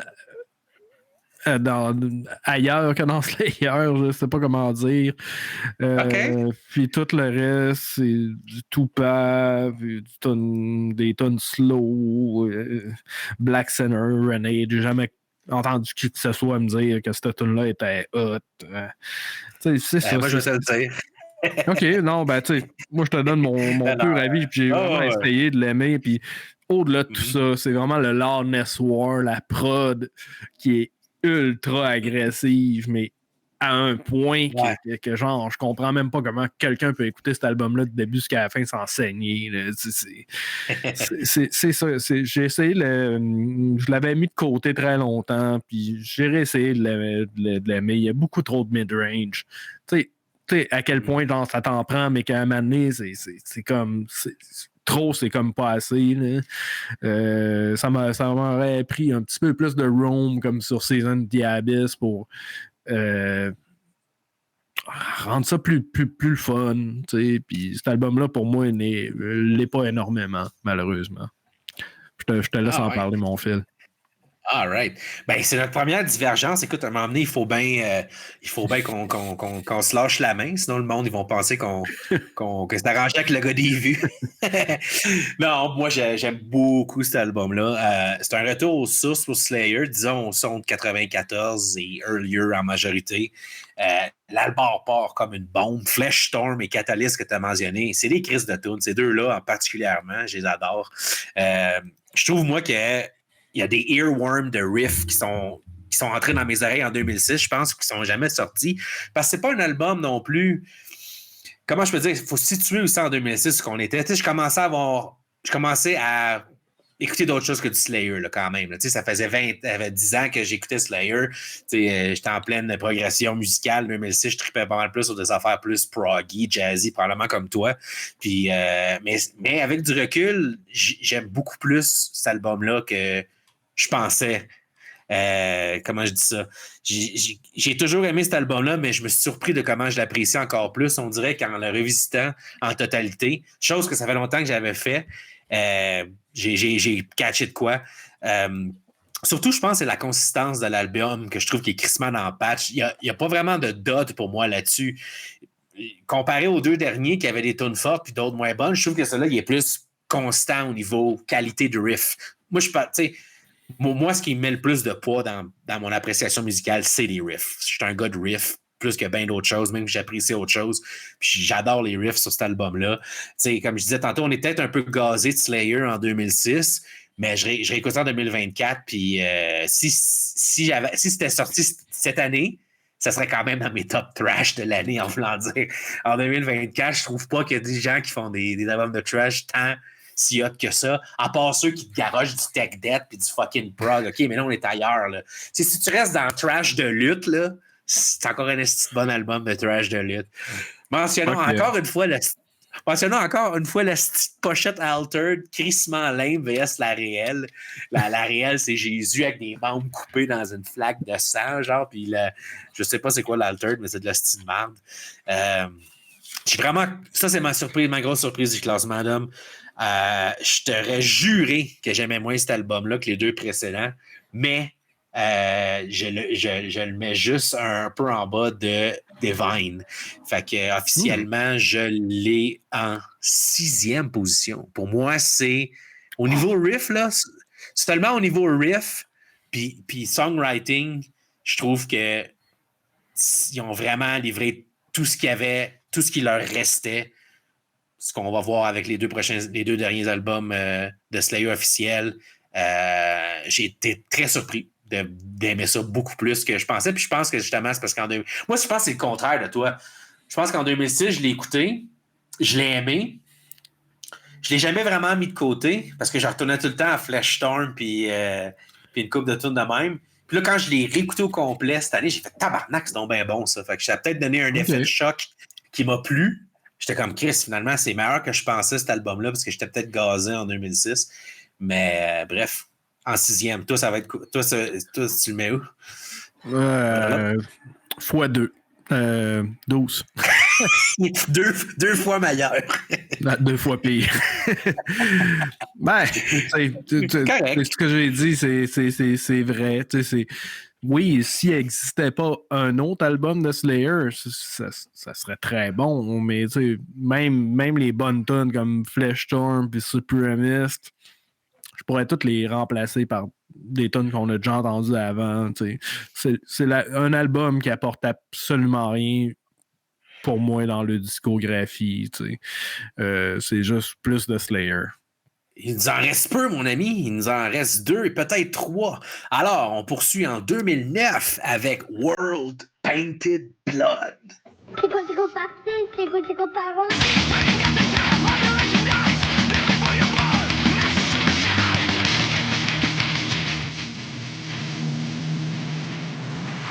World Painted Blood. Bon. Là, pour moi, on rentre en territoire d'album de Slayer que j'ai juste écouté une poignée de fois versus 100 fois pour les autres. Définitivement un album que je connais moins. J'ai toujours trouvé cet album était crissement mou en tone de git. What the fuck? Il n'y a quasiment pas de drive sur les gits. Ils ont vraiment gardé ça au minimum. Ça sent le ramollissement, puis ça me fait peur. Comme AC/DC après Black Ice en 2008, d'ailleurs. Calice de tones de guide de Tom Petty. Des tones de guide de country rock, tabarnak. Premier album où je sens qu'il n'y a pas seulement une manque de drive, mais d'inspiration, de clever songwriting.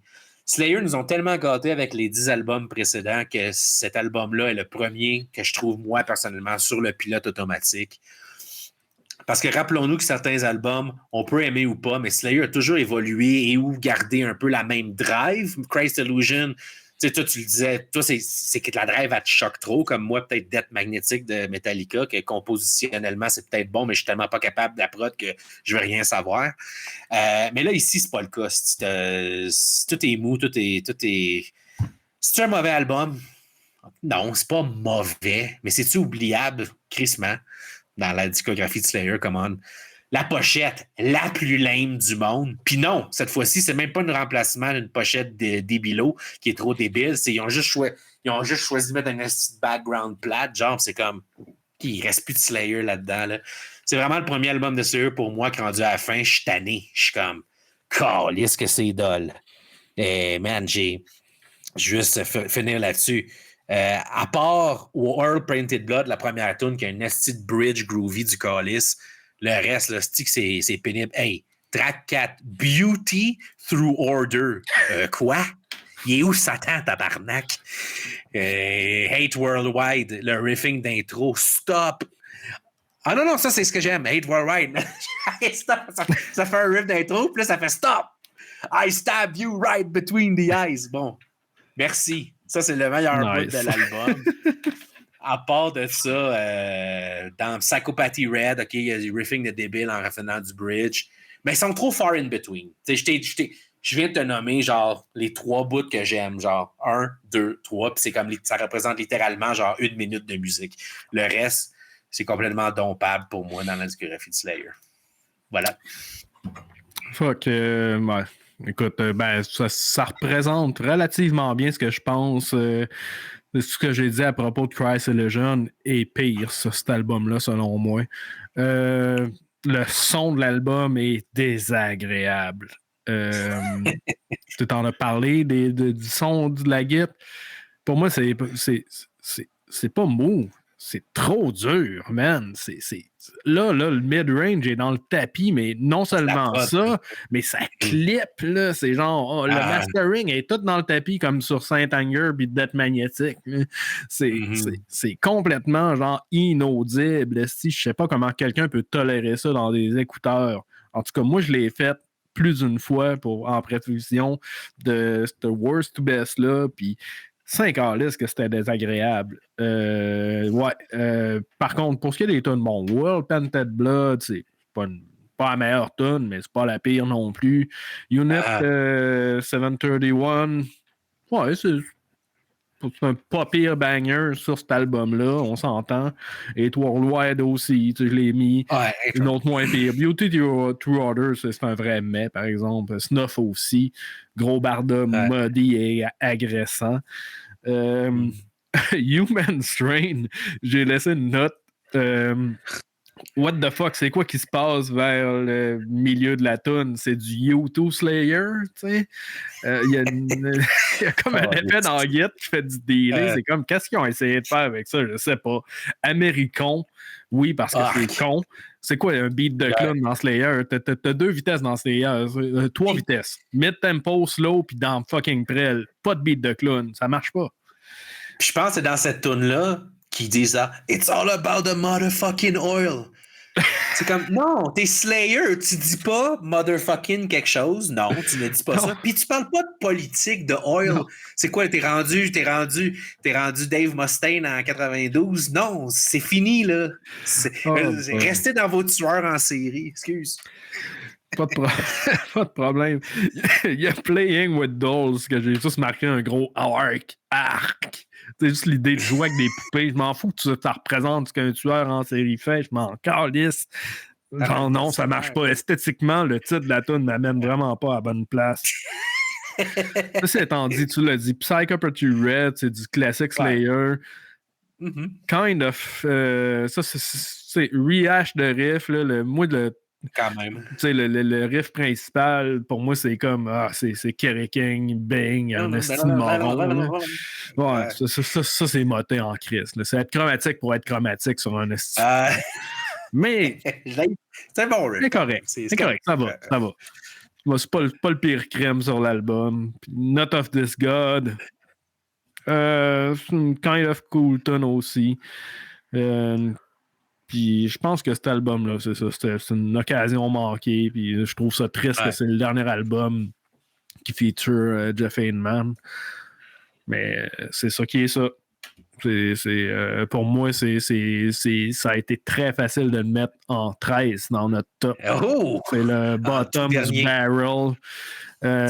Puis je pense pas que je vais vouloir réécouter cet album-là suite à cette expérience. C'est décidément un album désagréable pour moi. Je l'ai pas dans le bottom du barrel, justement sur le back de World Painted Blood, Hate Worldwide, puis Psychopathy Red. Ces 3 tunes-là, je les aime beaucoup. Le reste, c'est vraiment oubliable. Ça me fait un classement de 10e. Je les ai dans le dernier tier du band. Si c'était pas de ces 3 tunes-là, ça serait pire, mais j'ai au moins ces 3 tunes-là que je suis content de retourner. Sur ce, on tombe dans le dernier album officiel de Slayer en 2015, Repentless.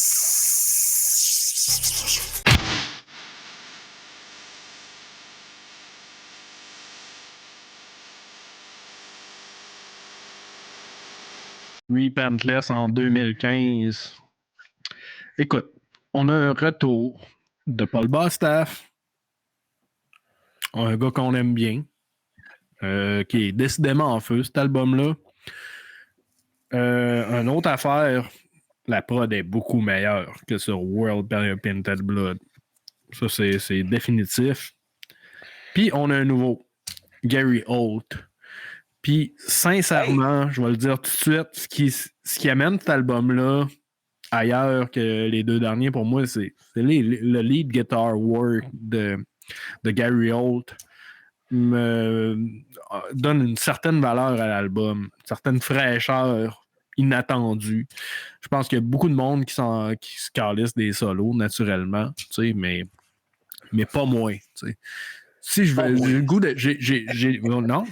goût d'écouter Repentless, juste l'idée de Slayer avec des bons solos. Oui, je l'ai dit plus tôt, il y en a des très bons sur Show No Mercy, puis particulièrement sur Season of the Abyss.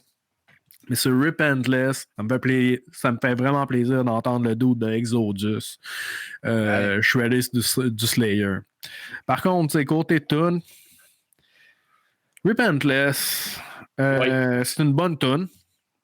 Je dirais que le deuxième riff, si t'es capable de calculer les riffs dans cette tune-là, est vraiment moté. Tu sais, un espèce de riff qui tient pas compte de la tonalité de la tune, qui est comme méchant pour être méchant, ça va être particulièrement bien pensé.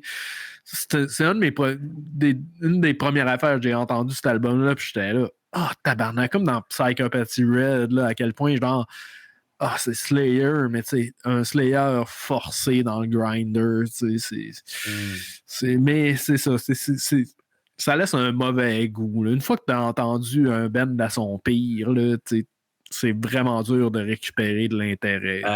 C'est ça qui s'est passé avec le Slayer moderne pour moi. Ça a comme tout scrappé ce qu'ils ont fait avant d'une manière ou d'une autre. Que ça c'est pour la prod ou le manque d'originalité ou d'effort dans les riffs. Ceci étant dit, Araya, il est toujours en fucking feu. Le gars qui drive cette band-là, pour moi, c'est Araya à quelque part. Même quand les autres se la coulent douce, lui, il nous ramène, il nous va toujours nous faire une performance de métal incroyable. Puis c'est ça, tu sais, si je parle des autres tunes, c'est Take Control, Vices, ça me dit absolument rien. Cast the First Stone, c'est un groovy mid-tempo, tu sais, not bad. When the Stillness Comes, c'est correct, il y a un petit riff à la... Chasing Death, OK. C'est quoi ça? Template? Whatever. La 8e tune. Implode. Implode. Pas très bon. Piano Wire. Non. Pas bon. Atrocity Vendor. OK, ça fait pas pire, selon moi. Moi, je suis rendu moins... Non, c'est ça. Tout ça pour aller à la poubelle versus... c'est ça. Exact. Ça va Pride à la poubelle quand même. And Prejudice, un genre de jeu de mots avec le film romantique, là, Pride and Prejudice. En tout cas, je sais pas. À la poubelle. C'est pas terrible. C'est comme cet album-là, c'est une belle occasion manquée de bien terminer la carrière du band.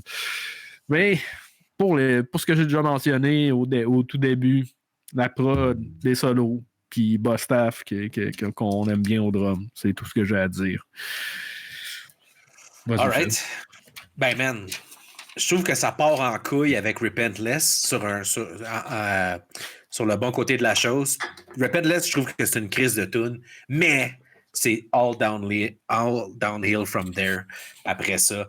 Les tones sont encore un peu réservés, mais moins que le dernier album, je trouve, évidemment, qui est le pire tone de Slayer pour moi. Cependant, musicalement, tu l'as dit, presque toutes les tunes là-dessus sont des duds. On constate bien que les meilleures années sont derrière en esti. C'est quoi, Dom, le meilleur leg Slayer de cet album-là? C'est la Repentless Killogy qui appelle. C'est 3 vidéos, bandées de pistes de sang. Repentless, Pride and Prejudice, puis You Against You. Même si je me calisse des 2 dernières tunes, ils ont fait un genre de petite histoire en vidéoclip. Je sais pas si tu l'as vu, là, c'est comme 3 vidéos. Puis c'est un bain de sang. J'ai pas tellement porté attention. J'ai vu des vidéoclips qui lookaient au bout, qui étaient super violents, mais ce qui m'a marqué, c'est à quel point la musique était pas si remarquable que ça. T'sais. Exact. Ben, comme j'ai dit, à part Repentless, Repentless, il y a une vidéo, puis c'est la seule tune que j'aime de l'album, c'est Repentless. Mais c'est parce que j'étais au Suriname avec les Mexicains, puis eux, ils trippaient à regarder ces vidéos-là. Fait que je les ai écoutées souvent avec eux, mais en termes de tune, là, en termes de qualité Slayer, tu l'as dit, pour moi, là, track 7 à 12, là, c'est 6.5 sur 10. Là, c'est vraiment oubliable. Ça va vraiment à la poubelle. When the Stillness Comes, il y a comme un petit riff à la Spill the Blood, mais à part de ça, Vices est correct.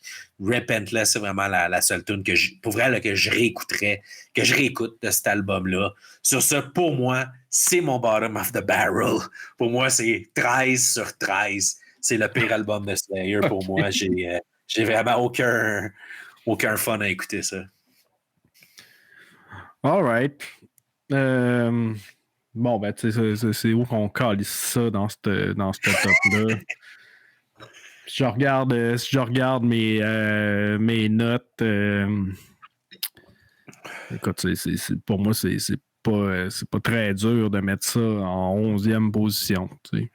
Je pense que je l'enjoy plus que les 2 autres d'avant, mais c'est un poil. C'est des petits arguments que j'en vends moi-même, mais pour moi, On Christ le jeune, puis cet album-là, il s'est rien fait de particulièrement hot. Puis c'est ça qui est ça. Voilà.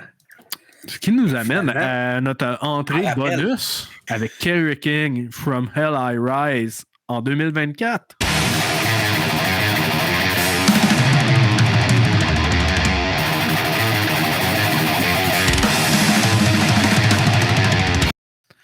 Ça, c'est moi qui rise de hell.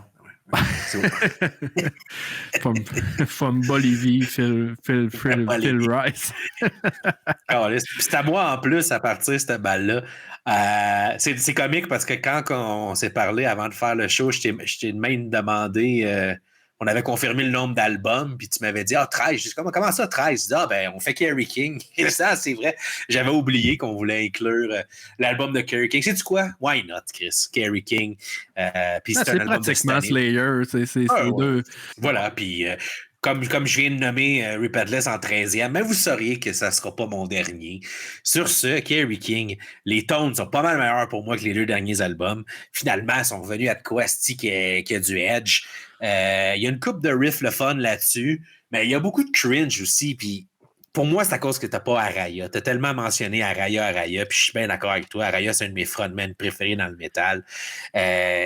Surtout dans le thème des tunes aussi, le cringe. On est habitué avec Araya qui te parle de serial killer, puis là, on est dans les thèmes d'ados frustrés. Je suis comme, non, merci. Le dude fait une bonne job au vocal, là, come on. Mais c'est juste pas Araya. Ni pour le ton, ni pour le flow. Overall, c'est un album tout à fait écoutable, mais malheureusement oubliable, je trouve. Surtout aucune track qui ressort. Même Repentless, au moins, avait la tune Repentless. Pour moi, cet album-là, j'ai pas de go back to, puis c'est probablement parce que j'ai pas Araya. Tu sais, tu dis c'est pratiquement Slayer. En musique, oui, mais Slayer sans Araya, pour moi, c'est pas Slayer, mais ça valait quand même la peine de l'écouter puis de le rater. Comme j'ai mentionné, ça sera pas mon dernier du classement. Ceci dit, c'est ça. Les tunes sont moins bonnes en général. Sont quand même meilleures que la moyenne des tunes de Repentless. Qu'est-ce que j'ai noté là-dessus? Peut-être Residue qui est correct. Everything I Hate About You. Mais encore une fois, Everything I Hate About You, man. On est en train d'écrire un sitcom, un vidéo, un romantic comédie en 2003.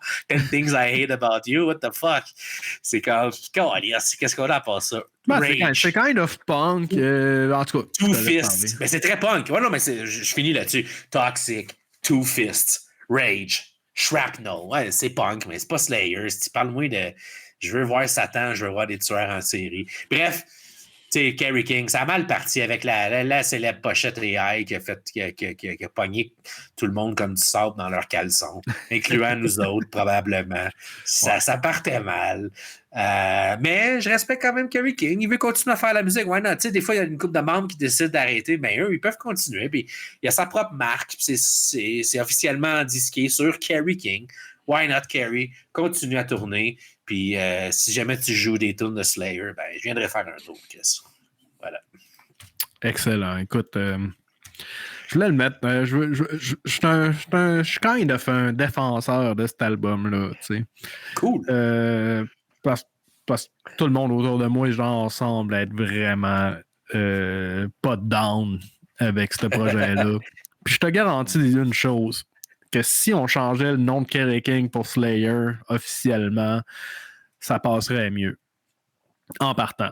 Avec ça, on rajoute la pochette AI, oui, man. Même si c'était pas du AI, Carlis qui est fucking lame, ce diable-là. D'ailleurs, ce qui m'amène à faire une critique de l'hostie d'intro d'album, qui est une des pires affaires que j'ai entendues. Genre, what a cheesy, lame, pas inspired intro. Du Hello Waits de chez Wish. C'est genre, ça, c'est genre, fuck, man. On est en 2024, man. Tu me fais un esti de riff. On dirait que tu essaies de monter une gamme avec des power chords, man. Tu appelles ça Diablo. Ça s'appelle Diablo en plus. C'est genre Diablo 4, 3, 2 ou le Diablo original. Je sais pas trop s'il s'en va avec ça. Par contre, j'ai juste marqué intro qui réchauffe à moitié. Et Chris, non. C'est ça. L'intro de l'album, le nom du band, le nom de l'album, From Hell I Rise, tout c'est cheesy as fuck. Ouais. I get it. Where I Reign, c'est du Slayer sans plus. Par contre, Phil Demmel, qui est le second guitariste cette fois-ci, tout comme Gary Holt, lui, il shred en Christ. Le solo dans Where I Reign, pour moi, augmente un petit peu la qualité de l'album. Puis la prod est pas écœurante, mais est bien moins pire que selon moi, que World Painted Blood ou encore Christ Illusion. Residue, c'est un nice tune, un nice thumper. Idle End, c'est du Slayer by Numbers, puis tout le reste des tunes, pour moi, c'est comme it's fine, tu sais. C'est des tunes qui vont arriver random dans ma playlist, tu sais, puis que ça va faire c'est quoi ça déjà? Ah oui, c'est l'album de Kerry King. C'est pas le top, mais c'est bien meilleur que pour moi que bien des albums de Slayer qu'on a parlé à soir. Là, c'est clairement pas un de mes albums de 2024, mais c'est pas un des pires. Je pense que honnêtement, j'ai une grosse attente pour la suite de ce projet-là. S'ils sont capables de monter la coche, Kerry peut mettre de côté le fait que tout ce qu'il pond, c'est pas de l'art. Là. Puis qu'il se force, là, il est encore capable, man. Physiquement, là, il est capable de jouer, puis honnêtement, il look comme s'il avait 45 ans, là, puis il vient de pogner 60. Là. Fait que, pour moi, j'ai un gros respect pour ce gars-là qui aurait pu carrément juste prendre sa retraite, mais non. C'est un vrai. Puis je l'aime. Fait que tu mets ça où? Là, tu m'as trop... écoute, si vous m'avez suivi, là, je le mets en 9e position. Juste au-dessus d'Undisputed Attitude, parce qu'au moins c'est des tonnes originales, puis ça sonne quasiment autant Slayer que le vrai Slayer, selon moi. Ouais, puis pour moi, le vocal aussi, j'ai oublié de le mentionner, je trouve que non, man, le dude, là, c'est un selling point pour moi. Carlis, qu'il l'a bien. Oui, il imite pas mal à Raya, mais je trouve que oui, il le fait en Chris. Ouais. Ouais, il fait une bonne job. Puis c'est drôle parce que quand on s'est dit, tu voulais le mettre, puis là, je comprends, c'est respectable, 9e position dans un top 13, absolument. Moi, j'étais sûr que j'allais le mettre en dernier, mais regarde, ça valait la peine de faire l'exercice. Pour moi, c'était en 12e. Je l'aime mieux que Repentless, mais ça reste quand même du bas de discographie. All right, bro. 13 albums. On a passé au travers. Shit, mais on avait beaucoup à dire à ce soir. Et puis, c'était plaisant. Ça fait que, guys, ça met la fin à cette excellente chronique avec moi et Phil. Puis, s'il vous plaît, un petit like, un petit subscribe. Allez voir les autres vidéos sur la chaîne de Metal Minded. Il y a beaucoup de travail en arrière de ça. Puis, ça nous fait toujours plaisir. Puis, toi, Phil, as-tu un mot de la fin? Ouais, ben juste en termes de conclusion, on dock plus que j'aurais pensé. Sur 13 albums, il peut y avoir pas mal de choses différentes. Je pense que nos plus grandes différences, en gros, c'est Show No Mercy, que t'as pas mal plus haut que moi. Sinon, Christ Illusion, que j'ai pas mal aimé plus que toi. Puis finalement, l'album de Kerry King, que t'as pas mal aimé plus que moi. À part ça, on est pas mal égal. Puis regarde, je vais crisser Simon en dessous du boss. Simon, mais nous donne un petit tableau avec tous les albums puis notre position là, pour nos fans là, qui pourraient voir comment est-ce qu'on les a aimés. Là. Tu lui donnes la job sous pression. Ça va être coupé ça au montage. Un petit wrap-up. Là. Alors, merci beaucoup. C'est quoi vos meilleurs albums de Slayer? Mettez-nous ça dans les comments. On a-tu dit de la merde? Êtes-vous-tu d'accord avec nous? Qu'est-ce que vous aimez? Qu'est-ce que vous aimez pas de Slayer? Aimez-vous Slayer ou vous les aimez-tu pas? Laissez-nous savoir tout ça. Like, subscribe, share, passe-le à ton ami, fais-ça écouter ça à ta mère, ton chien. Rock and roll. Hail Satan. Merci, Dom. J'ai eu du fun en Chris. On se revoit à la prochaine émission. Métallographie!